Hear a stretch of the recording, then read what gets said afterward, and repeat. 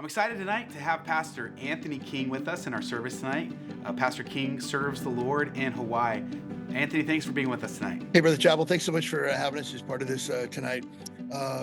We planted Who We Call a Baptist Church in October 2013. So we just turned 10 years old. The decade prior to that, our family actually served on staff there with you guys at Lancaster Baptist Church. So for those of you that might not know, Lancaster Baptist Church is our sending church, and pastor is my pastor. It's been great the last decade. We've seen God take just really a handful of believers to, we're probably averaging around 350, 375 on Sunday mornings. We're unique in the fact that we have a highly transient population here, not only people moving to the islands and then moving away after a little bit. We kind of look at it as we're constantly churning out missionaries. We're getting people here, growing them up in their faith, discipling them well, sending them on to do it somewhere else. We really have a solid core of folks that we've built up over the years that are really getting the work done. People sometimes ask us what the secret sauce is. It's the exact same thing that we did at Lancaster Baptist. We go soul winning. We preach the gospel. We love people. Our social media is not that great. Our YouTube channel isn't anything you probably want to follow. But we found that just really spending time with people and loving people, hospitality, goes a long way, which is one of the things that we learned in serving there at Lancaster Baptist. And it's just been really awesome to see what God's done here and just be a part of that. Pastor King, I know that baptism and discipleship has been really a hallmark of your ministry. Tell us a little bit about that. I was kind of frustrated because our space was limited. We had about 3,000 square feet of ministry space. We didn't really have any place to put a baptistry. And I'm thinking church planner mode will get us a horse trough and things like that. And I'm an idiot, but my wife is a genius. And so she says, hey, sweetheart, we're like a block and a half from the ocean. And it's just like, oh, yeah. It's awesome. This past Sunday, we baptized 9, and we're out there, on a public beach with, hundreds and hundreds of people around. And every single time we've gone out there and baptized, somebody will come up and say, hey, what are you guys doing there? And it gives us a great opportunity to be able to share the gospel and witness. It's just a really, really neat opportunity. And it's one of God's most beautiful baptistries in the world that he created. So that's kind of unique. Discipleship for us has really been our bread and butter from the very, very beginning. When we started back in 2013, we were starting to use some discipleship materials we had from Lancaster Baptist, and then I got wind that pastors come out with a continued curriculum, and I said, hey, whatever you've got on that, send it to me. And so we've been using continued before it's actually ever even released, and I'm telling you, it has been an absolute blessing for our church. Probably 75% of the adults in our church at this point have gone through our discipleship program. And it's more unique in our church to find somebody who hasn't gone through discipleship than people who have. And it's phenomenal. We do it on Wednesday nights, so we kind of have one big auditorium room that we have there. We have our small groups set up in the corners. We have our discipleship folks in the middle.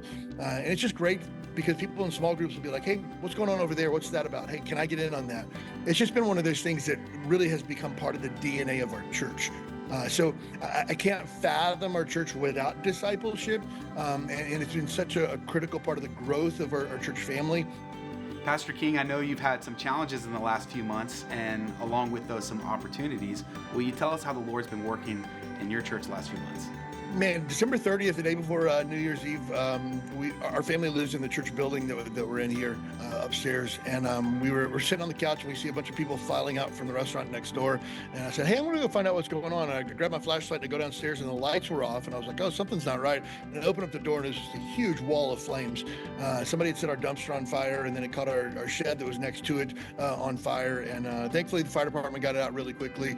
It burned our entire electrical panel, and so we were without electricity for like 3.5 weeks, and we just got our power back on last week. And kind of all the momentum you think going into last Sunday of the year, it's New Year's Eve, we're going to finish it strong, we're going to kick it into gear next Sunday. All that momentum kind of immediately shifted towards like, okay, where are we going to meet? How are we going to meet? How are we going to get the word out? Then this past Sunday we met in our old auditorium, which is here. So basically half the building is cleared to be able to use, but our main auditorium is not. So what is now our children's ministry space used to be our main auditorium back in the day. We packed in 3 services on Sunday, and so that was kind of exciting. But the awesome part about all of this, again, I tell people, this is not a great trial of our faith. This is inconvenient. Nobody got hurt. Insurance is going to cover the majority of our loss that we have. The Lord's going to take care of the rest of it. We're continuing to see great attendance. We've actually seen this past Sunday with 3 different services, we saw the best attendance that we've had in probably the last 12 months. And so there's this excitement. There's this, hey, you can't stop Jesus' church. We're going to keep pushing on. The church is a people, not a place. We're trying to shift the focus. Like, okay, the big deal here is not, a fire. The big deal is Jesus and the gospel. Let's get back to what's really important. And so if you guys could pray for us, just pray that we would continue to see that momentum.